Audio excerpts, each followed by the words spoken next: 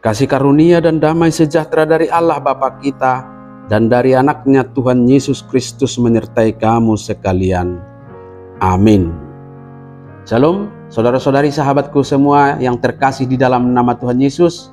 Firman Tuhan yang menyapa kita hari ini, hari Kamis tanggal 3 Oktober 2024, tertulis di dalam 1 Petrus pasal 2 ayat 24. Mari sahabatku semua kita simak dan renungkan firman Tuhan yang menjadi kekuatan dan inspirasi untuk menjalani hari ini. Demikian. Ia sendiri telah memikul dosa kita di dalam tubuhnya di kayu salib, supaya kita yang telah mati terhadap dosa hidup untuk kebenaran. Oleh bilur-bilurnya kamu telah sembuh. Di porsan ibana dodosatta di bagasat dagingna tuhawi. Asa malua hitasiat dosa gabe mangulu di hati gorani.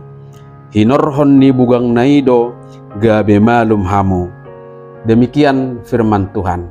Sahabat renungan harian, saudara-saudariku yang dikasihi Tuhan, hidup untuk kebenaran itulah sesungguhnya yang menjadi motivasi mengapa Petrus mengangkat kisah pengorbanan Yesus Kristus Tuhan kita yang telah memikul dosa kita di dalam tubuhnya di kayu salib.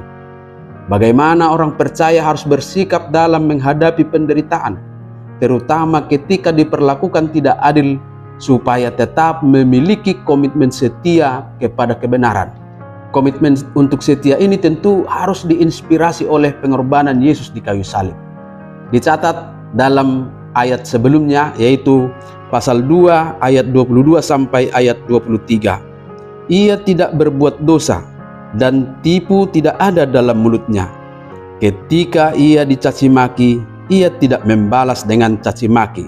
Ketika ia menderita, ia tidak mengancam, tetapi ia menyerahkan kepada Dia yang menghakimi dengan adil.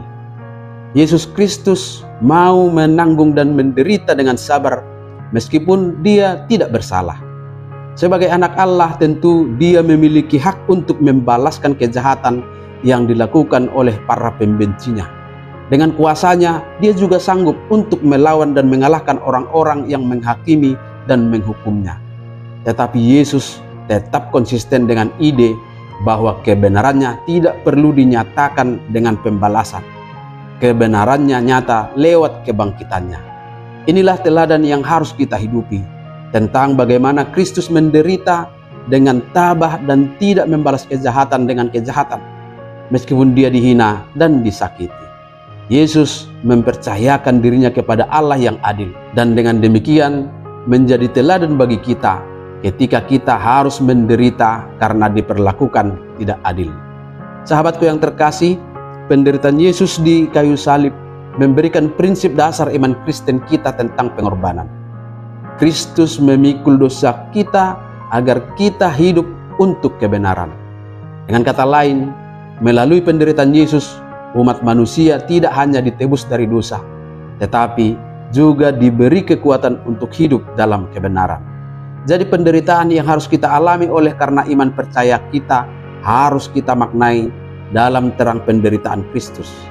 Seperti Kristus yang menderita untuk kebaikan semua orang, kita juga terpanggil untuk bertahan dalam penderitaan sambil tetap menjalani kehidupan yang berfokus kepada kebenaran. Oleh sebab itu, sahabatku semua, jangan mau tergoda untuk meninggalkan kebenaran oleh karena penderitaan.